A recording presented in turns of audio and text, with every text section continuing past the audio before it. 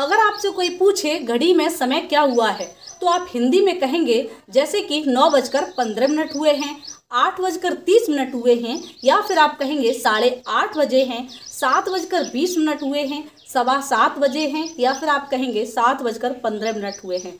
तो फ्रेंड्स अब बात करें इंग्लिश की तो आप इंग्लिश में कह सकते हैं 9:50 हुए हैं, 8:30 हुए हैं, 7:20 हुए हैं। तो फ्रेंड्स इंग्लिश में टाइम बताने का ये सही तरीका नहीं है। तो फ्रेंड्स आज की क्लास में हम इंग्लिश में सही तरीके से टाइम कैसे बताया जाता है यही सीखने वाले हैं। So friends hello and welcome, my name is Mona and you are watching English with Blazer Mona. Hope you people are doing great and learning this language great way. So friends, today's concept is learn to tell the time in English. English में समय बताना सीखें। तो friends, without any further delay, let's get into the video. So friends, you can see मैंने यहाँ board पर एक watch बनाई है, क्लॉक बनाई है। So आप देख सकते हैं इसमें अभी करेक्ट 12 o'clock हो रहे हैं, यानी कि पूरे 12 बजे हैं।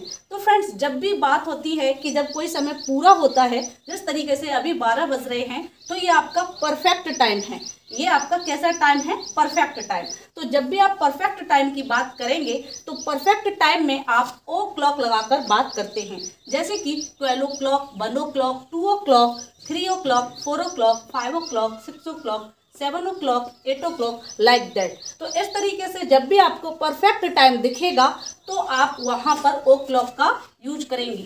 तो ये हो गया आपका 12 o'clock, 12 o'clock। इस तरीके से आप जो भी परफेक्ट टाइम होता है वहां पर आप ओ क्लॉक का यूज कर बात करते हैं। तो फ्रेंड्स अब हम बात करते हैं ओ क्लॉक के बारे में। ये ओ क्लॉक क्या है? What does o'clock stands for? O'clock का जो फुल फॉर्म होता है, ओ के साथ आप देख सकते हैं अपॉस्ट्रोफी लगा हुआ है। इसका मीन्स होता है of the clock, of the clock. तो ओ क्लॉक का मीनिंग होता है ऑफ द क्लॉक।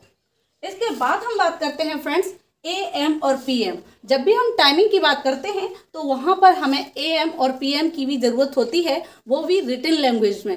तो AM और PM ये क्या शो करते हैं? What does AM stands for? What does PM stands for? तो फ्रेंड्स AM का मीनिंग होता है एंटी मरीडियम, एंटी मरीडियम। और PM जो होता है वो स्टैंड्स फॉर करता है post मरीडियम।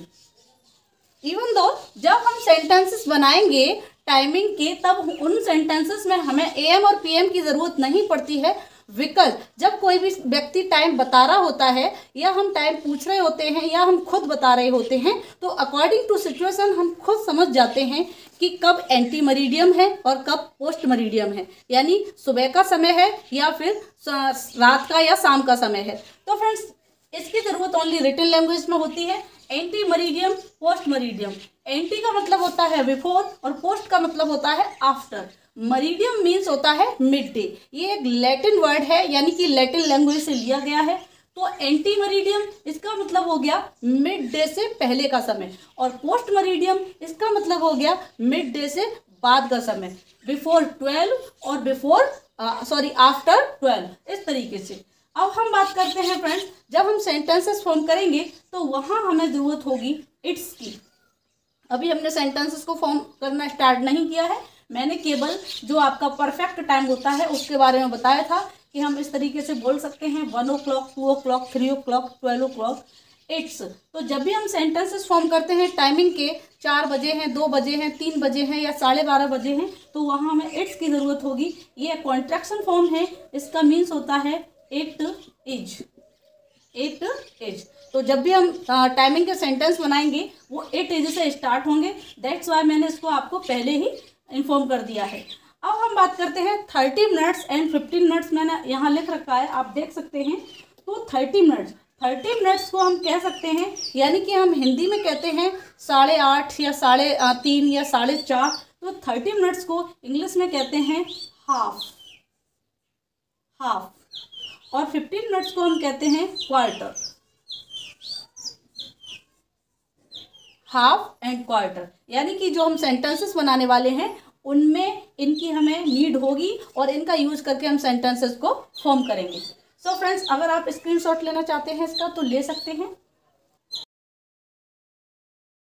So friends, before learning this, how to tell time in English, we will learn how to ask time in English. यानी कि इंग्लिश में टाइम सीखने से पहले, इंग्लिश में टाइम बताना सीखने से पहले इंग्लिश में टाइम कैसे पूछा जाता है ये हम पूछेंगे, ताकि जब भी हमें कभी इंग्लिश में टाइम पूछना हो तो हम इन सेंटेंसेस को बोल सकें। So friends, you can see on the board how to ask time in English. तो सबसे पहले एक सेंटेंस है व्हाट टाइम इज इट, यानी आप ये सेंटेंस जब भी आपको किसी से इंग्लिश में समय पूछना है तो आप इस सेंटेंस को यूज कर सकते हैं। अगर आप किसी फैमिली मेंबर से पूछ रहे हैं तो इसमें आप प्लीज का यूज कर दीजिए, what time is it please, इस तरीके से। और अगर आप किसी स्ट्रेंजर से पूछ रहे हैं तो आप एक्सक्यूज मी का यूज कर दीजिए, excuse me what time is it, इस तरीके से। व्हाट्स द टाइम प्लीज, इस सेंटेंस को भी आप बोल सकते हैं what's the time please. Can you tell me the time, अगर आप फैमिली मेंबर से पूछ रहे हैं आप डायरेक्ट भी पूछ सकते हैं can you tell me the time. और अगर आप किसी अजनबी से पूछ रहे हैं तो आप एक्सक्यूज मी का यूज करके सेंटेंस को बोल सकते हैं। Do you know the time, ये भी आपका एक सेंटेंस है, do you know the time, इस तरीके से भी पूछा जाता है। लेकिन ये जो कॉमन है ये वाला आपका sentence what time is it, एक ये कॉमन है। और मैं बताती हूँ, could you tell me what time is it, इसको भी बोल सकते हैं could you tell me what time is it. Next है what's the time by your watch, what's the time by your watch. तो आप अगर स्ट्रेंजर से पूछ रहे हैं excuse me what's the time by your watch. Would you mind telling me the time, इस sentence को आप, ये बहुत अच्छा सेंटेंस है, इसको भी यूज कर सकते हैं, would you mind telling me the time. तो फ्रेंड्स, इन सेंटेंसेस को आप यूज करके जब भी आप किसी से समय पूछना चाहें तो आप इंग्लिश में इन सेंटेंसेस को बोलकर समय पूछ सकते हैं। सो फ्रेंड्स, अब हम देखेंगे कि टाइमिंग को कैसे बताया जाता है, how to tell the time in English.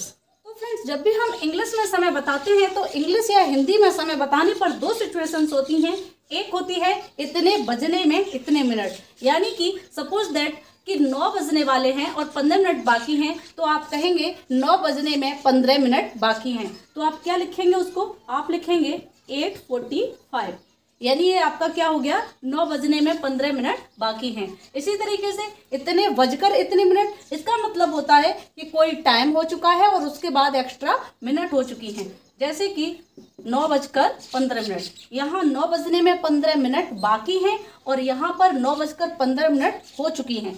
तो फ्रेंड्स, इनको हम इंग्लिश में किस तरीके से शो करें, तो जब भी बजकर और मिनट हो जाती हैं, इतने बजकर इतने मिनट हो जाते हैं, वहाँ हम यूज करते हैं पास्ट का। और जब हम इतने बजने में इतने मिनट बताते हैं तो फ्रेंड्स वहाँ हम यूज करते हैं टू का।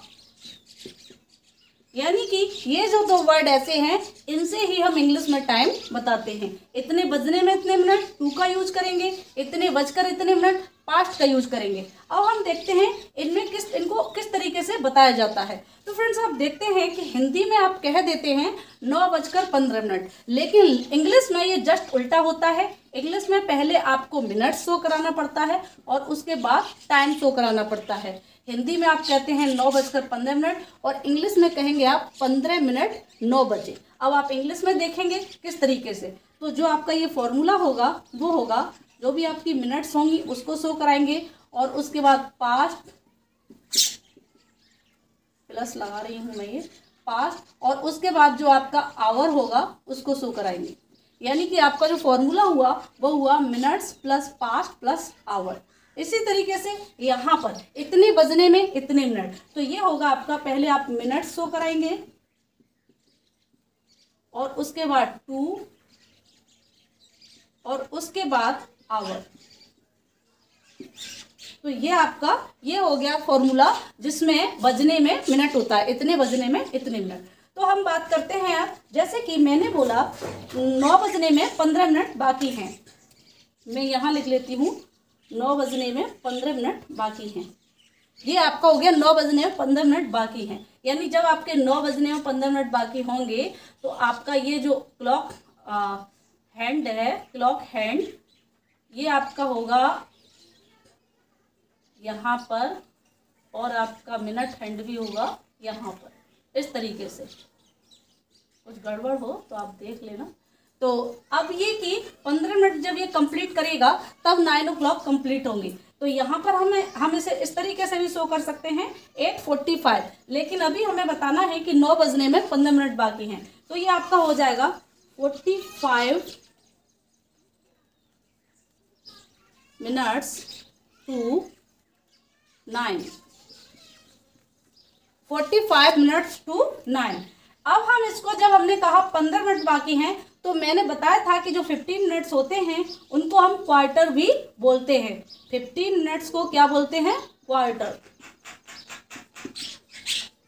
15 मिनट को क्वार्टर बताया था, तो हम इसे दूसरे तरीके से बोल सकते हैं क्वार्टर टू 9, क्वार्टर टू 9। इस तरीके से हम इस टाइम को शो करा सकते हैं। अगर आप चाहें तो इसको ऐसे भी बोल सकते हैं 8:45। तो जब बोलेंगे आप 8:45, तो ये हो जाएगा आपका 45 past 8।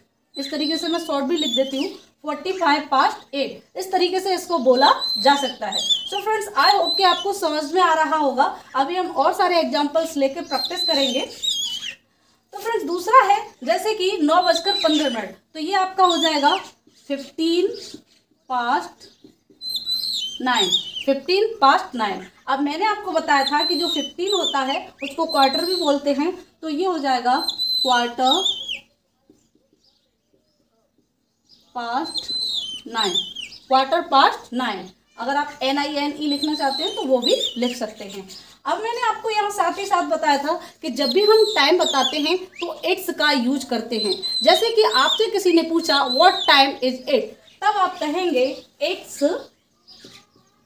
Quarter to 9, it's quarter past 9, it's 45 past 8। इस तरीके से आप इट्स का यूज करेंगे। इसके अलावा और एग्जाम्पल्स देख लेते हैं।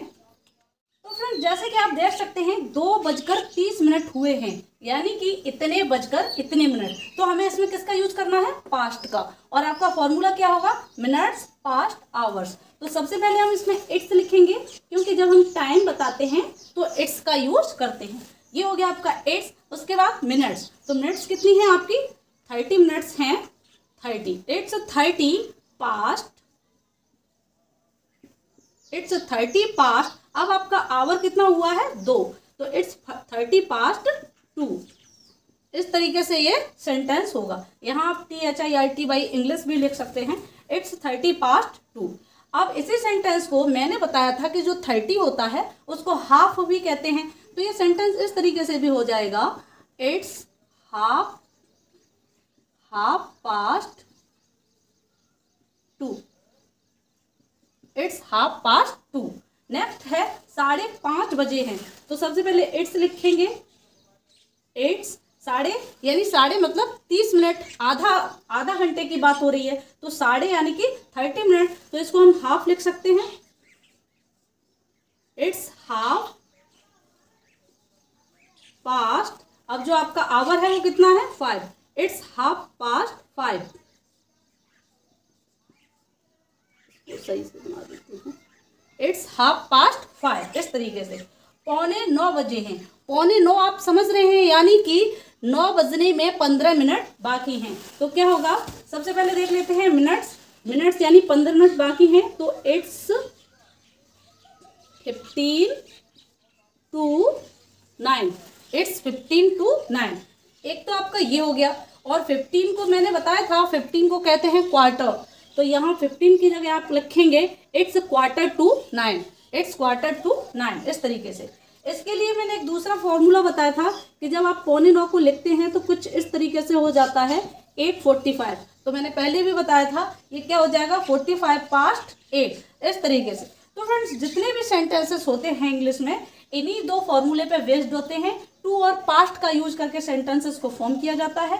जो टू होता है उसमें भी मिनट्स आगे आता है और आवर पीछे आता है। जब पास्ट का यूज करते हैं उसमें भी मिनट आगे आता है और आवर पीछे आता है। बीच में टू और पास्ट का यूज हो जाता है। जब भी मिनट बाकी हो तो आप इस फॉर्मूले को यूज कीजिएगा, और जब भी मिनट हो चुकी हो, इतने बजकर इतने मिनट, तब आप मिनट्स पास्ट आवर का यूज कर लेंगे। तो इस तरीके से फ्रेंड्स जो भी टाइमिंग होती है इंग्लिश में, जब हमें समय बताना होता है तो इसी फॉर्मूले से टू और पास्ट का यूज करके सेंटेंसेस फॉर्म करते हैं। आप जितना ज़्यादा सेंटेंसेस फॉर्म करेंगे, जितनी ज़्यादा स्पीकिंग करेंगे, आप इंग्लिश में टाइम बताने में उतने ही ज़्यादा परफेक्ट हो जाएंगे। फिर आप कभी नहीं भूलेंगे कि इंग्लिश में टाइम किस तरीके से बताएं।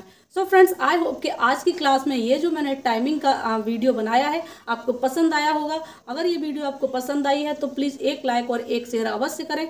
आपका एक लाइक और एक शेयर मुझे देता है मोटिवेशन और साथ ही साथ सपोर्ट। सो प्लीज़ फ्रेंड्स, एक लाइक और एक शेयर करके मुझे सपोर्ट अवश्य कीजिएगा। Friends, I hope that my video was helpful for you. If it is then please like, share, subscribe.